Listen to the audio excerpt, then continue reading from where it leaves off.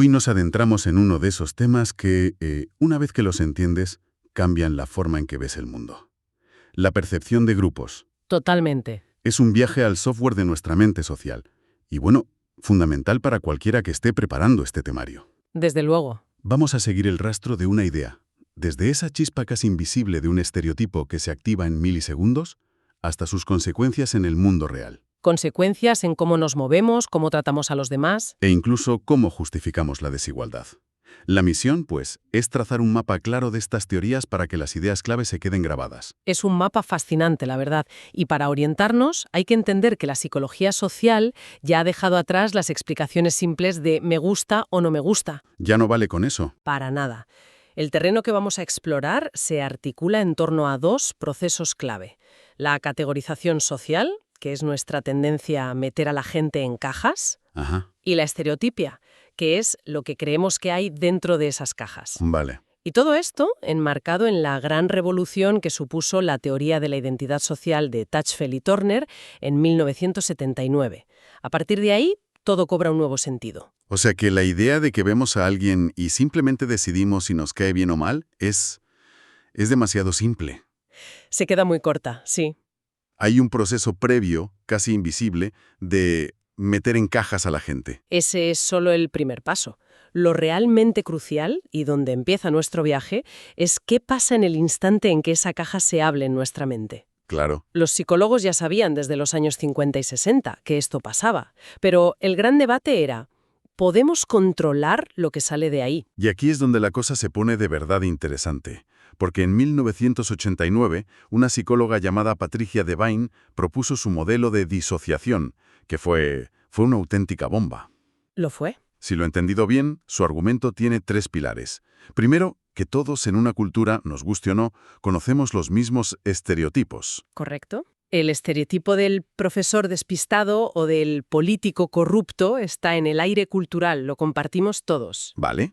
Segundo, y esto es lo más fuerte, que la activación de ese estereotipo es automática e inevitable, como un acto reflejo. Exacto. Y tercero, que nuestras creencias personales, las conscientes, pueden ser completamente opuestas a ese estereotipo que se nos ha activado.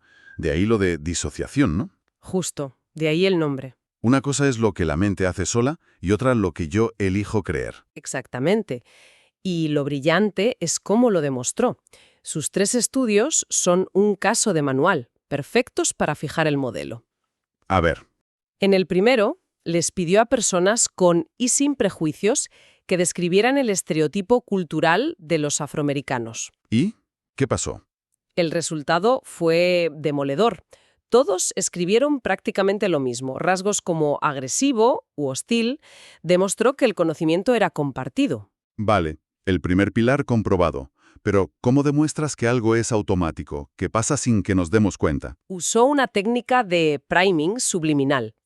Básicamente, bombardeaba a los participantes con palabras relacionadas con ese estereotipo, Un momento, subliminal, que no lo veían.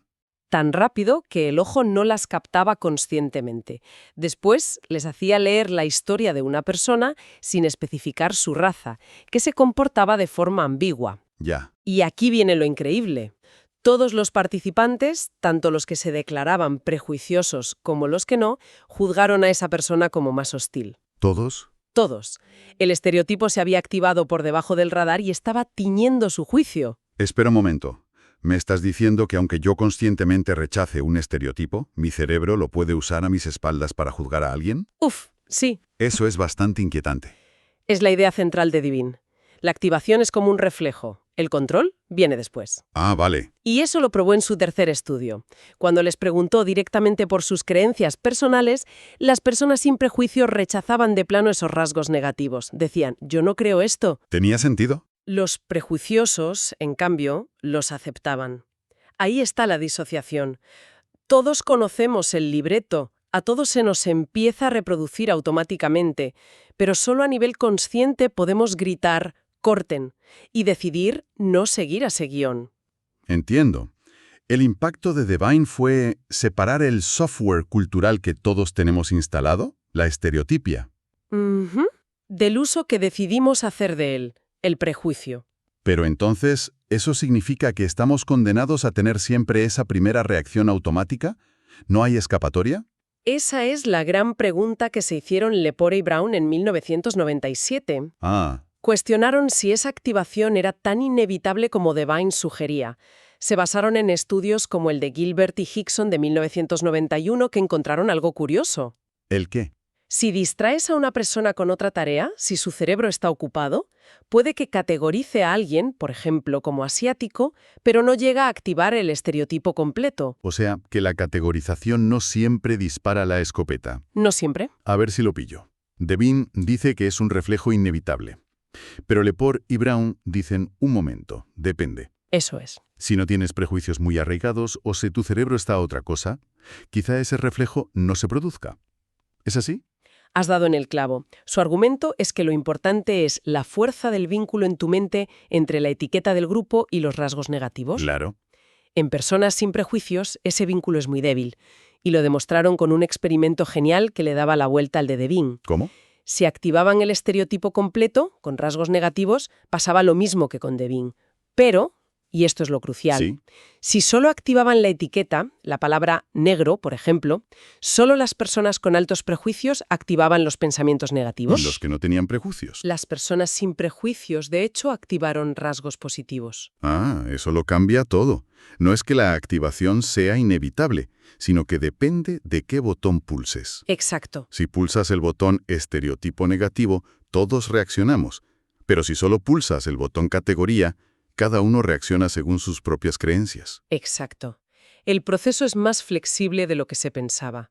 Ahora bien, si estas ideas se activan en nuestra cabeza, ¿se quedan ahí o saltan al mundo real? Esto nos lleva a una teoría con un nombre algo técnico, la teoría ideomotora, que básicamente defiende una idea muy potente.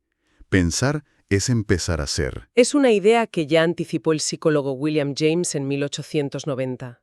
El pensamiento no es un proceso abstracto y aislado, está diseñado para la acción. O sea que no son cosas separadas. Para nada. Activar un concepto mental es como poner el motor del cuerpo en punto muerto, listo para arrancar. Y el experimento que lo demuestra de una forma que es imposible de olvidar es el de Bark y sus colegas en 1996. El de caminar por el pasillo. Ese. A un grupo le activaron subliminalmente el estereotipo de persona mayor, con palabras como Florida, arruga o bingo. Y lo asombroso fue lo que pasó después, fuera del laboratorio.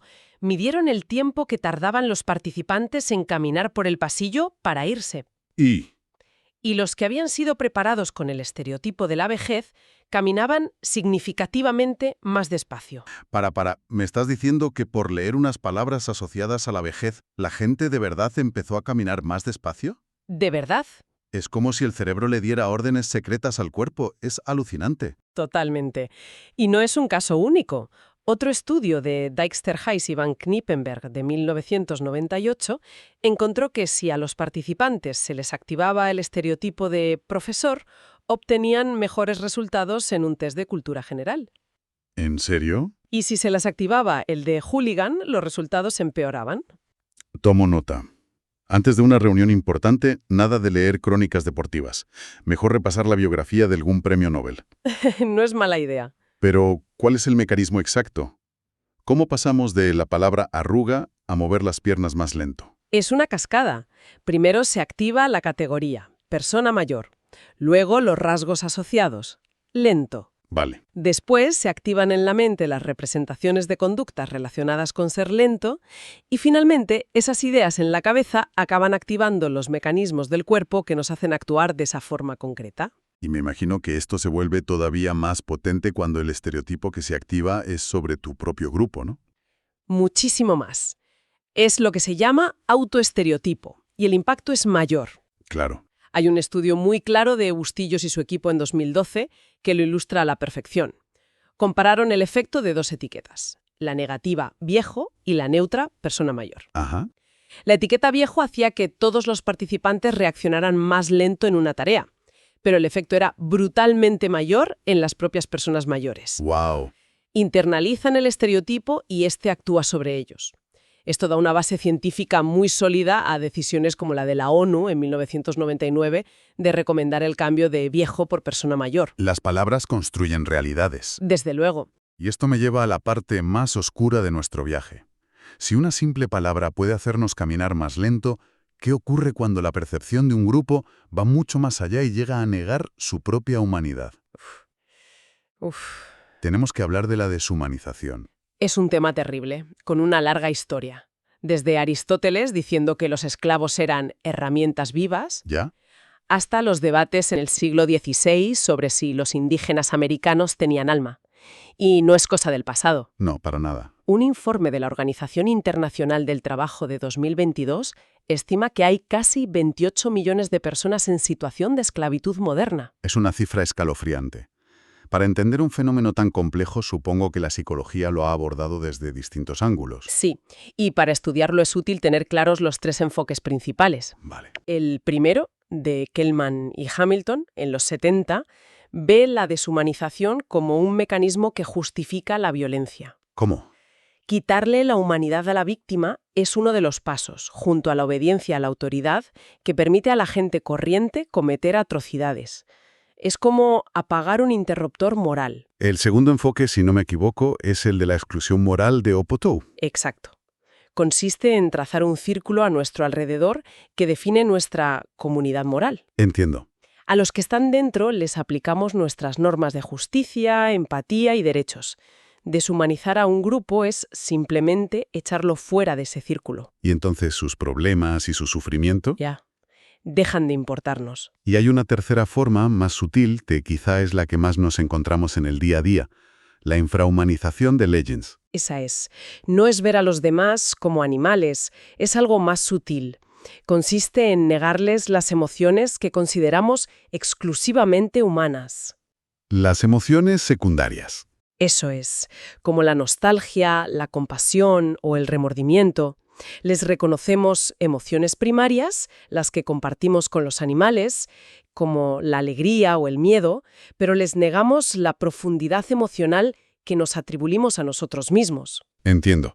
Y para poner orden en todas estas ideas, está el modelo dual de Nick Haslam de 2006, que me parece una herramienta conceptual muy potente. Muy útil, sí. Distingue dos tipos de deshumanización. Efectivamente, por un lado está la deshumanización animalista. Consiste en negar a un grupo los rasgos que, supuestamente, nos distinguen de los animales. Como la cultura, la racionalidad. El refinamiento, la moral. Se les ve como salvajes, impulsivos, primitivos. Y por el otro, la deshumanización mecanizante. Que es justo lo contrario. Consiste en negarles los rasgos que consideramos esenciales de la naturaleza humana. La calidez, la emoción, la capacidad de sentir, la vitalidad. Se les ve como objetos, como robots. Fríos, calculadores, inertes.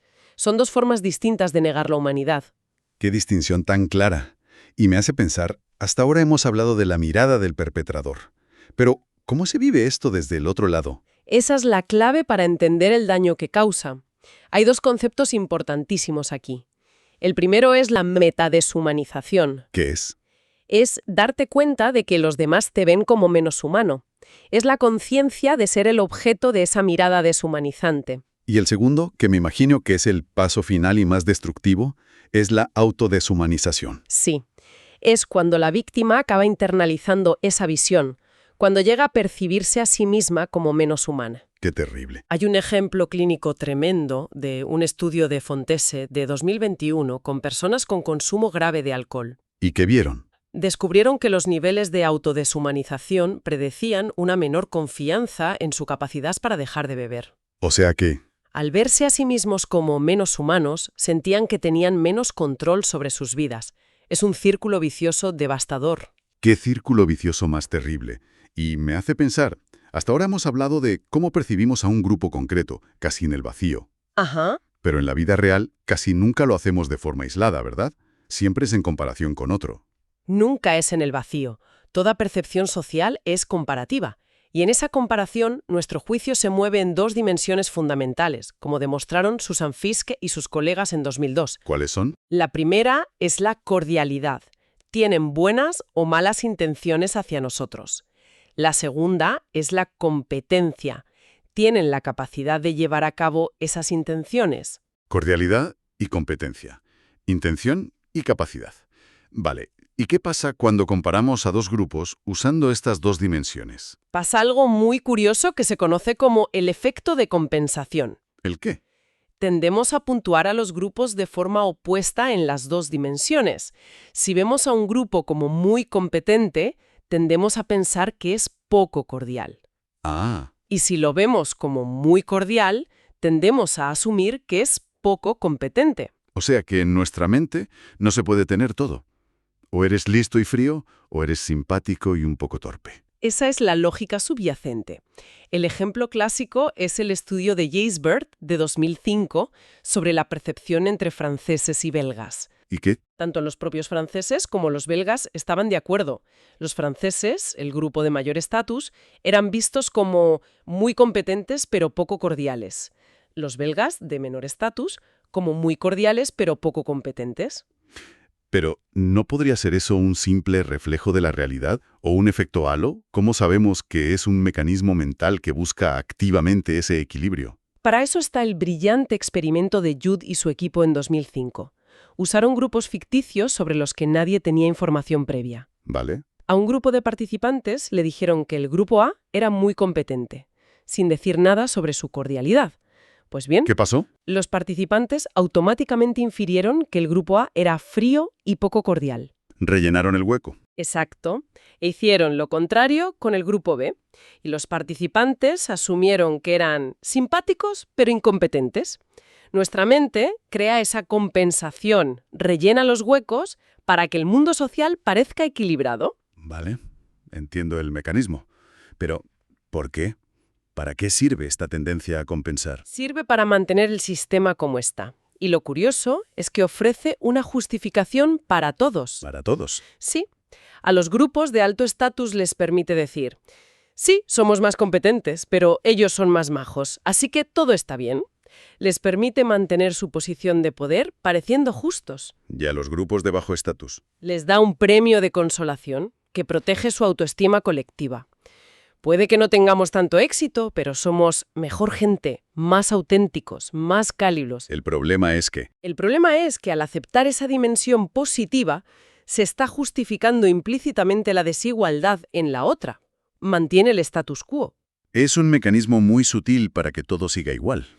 Vaya viaje hemos hecho. La verdad es que sí. Empezamos con una palabra parpadeando en una pantalla durante milisegundos, y hemos llegado a los cimientos de la justificación de la desigualdad social. Hemos seguido todo el camino. Desde cómo una categoría se activa en la mente y moldea nuestro comportamiento sin que nos demos cuenta, Pasando por el abismo de la deshumanización. hasta este elegante pero tramposo baile de percepciones que es el efecto de compensación. Y entender estos mecanismos al final no es solo un ejercicio académico para preparar un temario, es tener las herramientas para leer la realidad, Totalmente. para entender los sesgos en las noticias, en las empresas y sobre todo en nosotros mismos. Totalmente. Te da un nuevo par de ojos para analizar el mundo social. Y para terminar, como siempre, dejamos una pregunta en el aire, una reflexión que surge directamente de lo que hemos visto hoy. A ver, El efecto de compensación nos muestra lo complejo que es luchar contra el prejuicio. pensemos en esto. Imaginemos una campaña muy exitosa para que la sociedad empiece a ver a las personas mayores como mucho más competentes y activas. ¿Vale? ¿Podría esta campaña, sin pretenderlo, tener el efecto secundario de que empecemos a ver a los jóvenes como menos competentes? O a las propias personas mayores como menos cálidas, simplemente para que nuestra mente mantenga ese equilibrio compensatorio. La pregunta final es esa. ¿Estamos realmente eliminando el prejuicio? O a veces, sin darnos cuenta, solo lo estamos moviendo de una casilla a otra, de un grupo a otro. Es una cuestión abierta que nos recuerda lo profundo y resistente que es el desafío de alcanzar una igualdad real, no solo en los derechos, sino también en la mirada.